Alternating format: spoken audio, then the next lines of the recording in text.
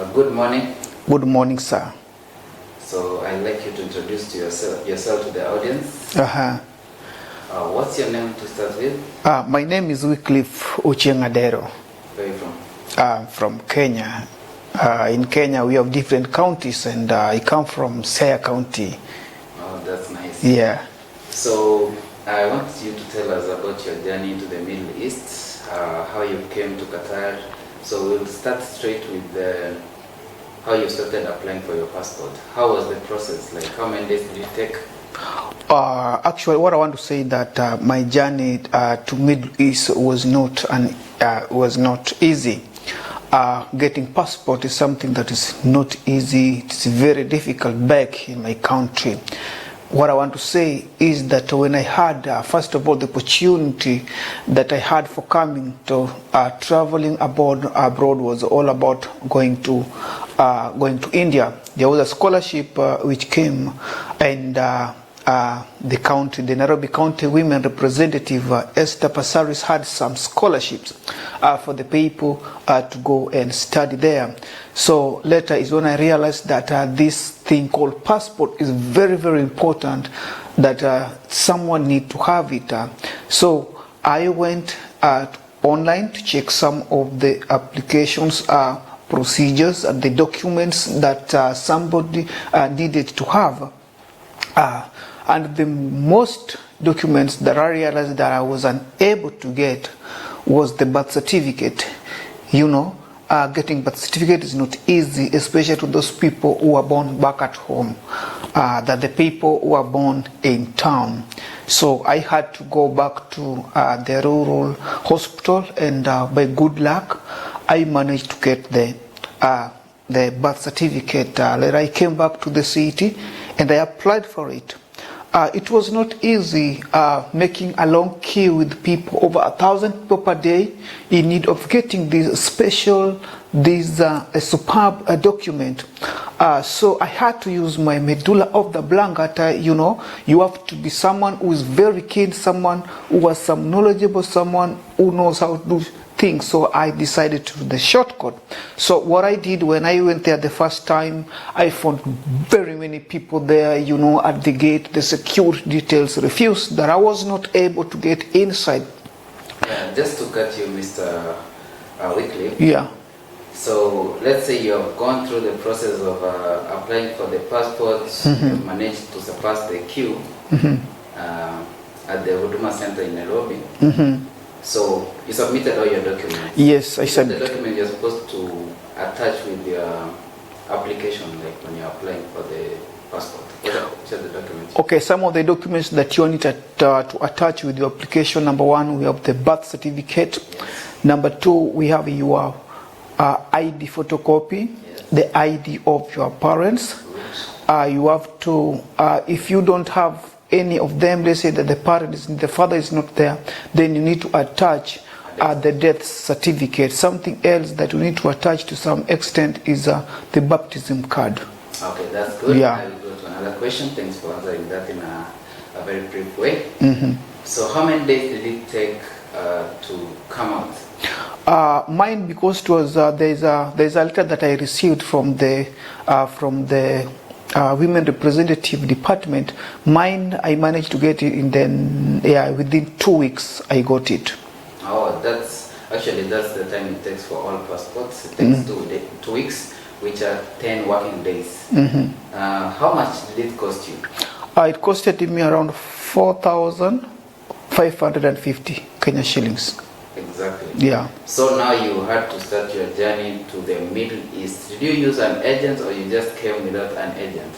Actually, I used an agency. The most preferred agency that I like in Kenya, that is called the Envel agency. They used to be at Nyayo, in Uchumi House, but right now they are in Westland. Wow, that's great. Guys, you can check my previous video. I mentioned Envel, and I listed their contacts there, their phone number, and their email. You can always check on my previous videos on the right agencies to use to come to the Middle East. So, Mr. Wycliffe. Yes. One more question. Did the company from Qatar come to Kenya to interview you, or you did a Skype interview? I did a Skype interview. So after the Skype interview, what were the next documents that you were required to fill before they applied for your visa? After the Skype interview, I got I got a letter that I was selected, so I had to use for the good conduct. Of course, the good conduct, and also something from me was all about the passport. So the remaining documents, the agency applied for me. Oh, that's good. So after the agency received your visa, so they had to text you or call you, right? Yeah, actually, Envel, they will just call you direct, no texting. Oh, that's good, that's good. So how much were you charged by the agency to come to Qatar? Actually, the most important and reliable, the agency in Kenya that has people at heart. All the agencies, I can't say that it is Envel. Now, the job that I came with, I didn't pay commission. Wow, that's The amount that I paid when coming to Gulf, that is in Qatar, was only my medical. How much was your medical fee? My medical was 6,500. That's good. I think these are the kind of interviews we'll be doing with people to Yeah. just let people know the agencies that are honest and trusted agencies in Kenya to use to come to the Gulf, because I know most of our youths back there at home want to come to the Middle East so that they can make a living and support their families back at home. Yeah. So I'd like you to tell us your experience to Qatar, your first day to board. My first day to board to Qatar was on 6th December 2019. That was when I came to Qatar. So I don't want to talk about the experience in the flight. Of course, you eat. Actually, yeah, just to say, being that I have boarded an aeroplane before, but that was the helicopter, you know, the chopper. But now this one, the one that I came with, I had never before. So there's. Is it a Boeing or a small jet? It was a Boeing. Good. Yeah. So straight to landing in Qatar, International Airport. Were you picked from the airport, or how did you maneuver to get to your company? Actually, the company that I came to join here is called the FMM. And the FMM work just straight at the airport. So when we landed, we found that already we were being waited there by the officials of the company. Yeah. So we didn't have had time going here and there, calling. There was nothing like that. Already they were there waiting for us. So they took you straight to your accommodations and filled some documents. And what next?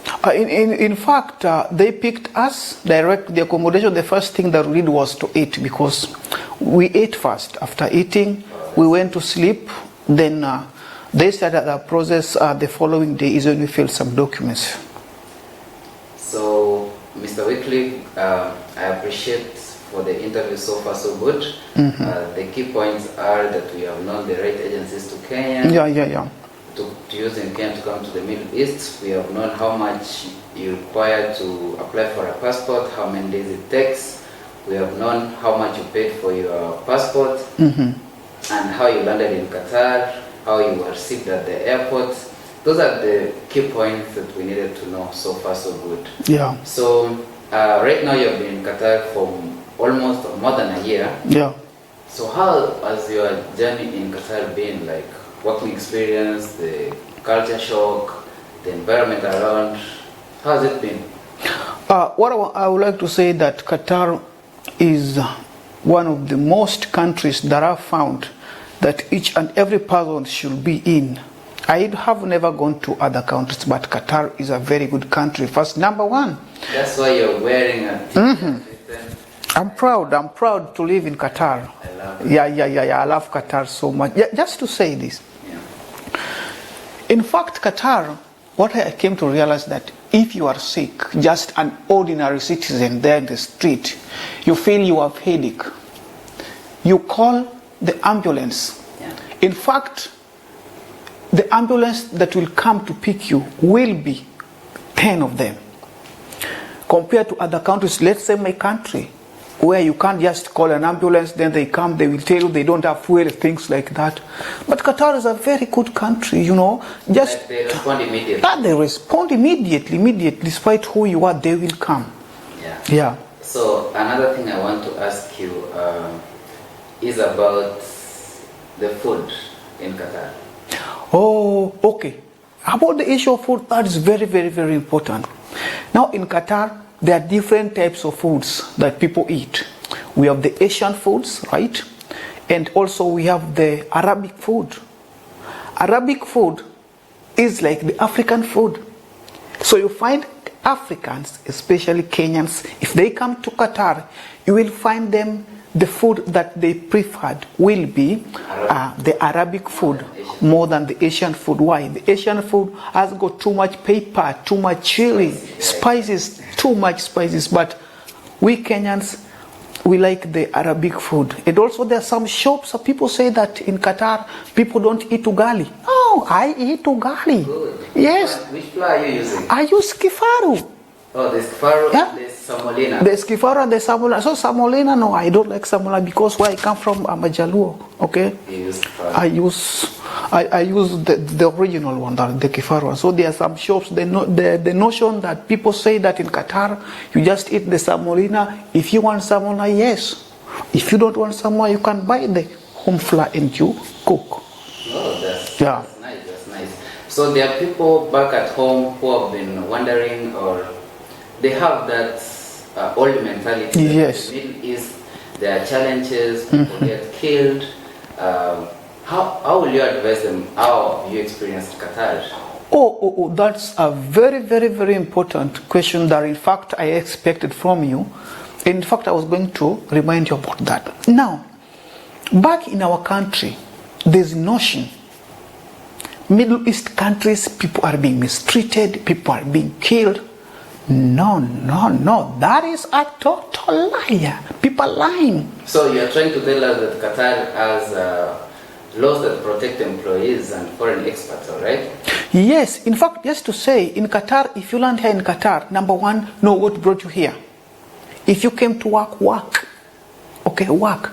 The issue that people say that people are being mistreated, nothing like, in fact, policemen, police officers in this country, I can say they protect us more.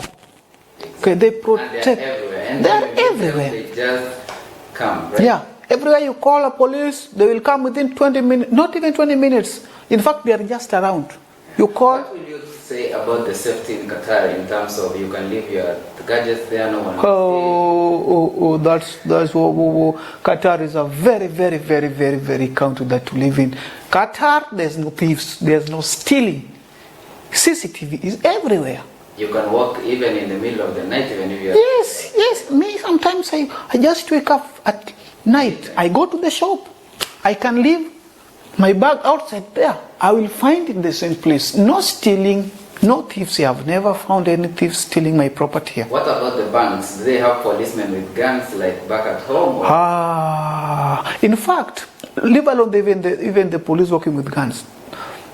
In our country, let's talk about the traffic. Okay, if you are on the roadside, you will see police doing this.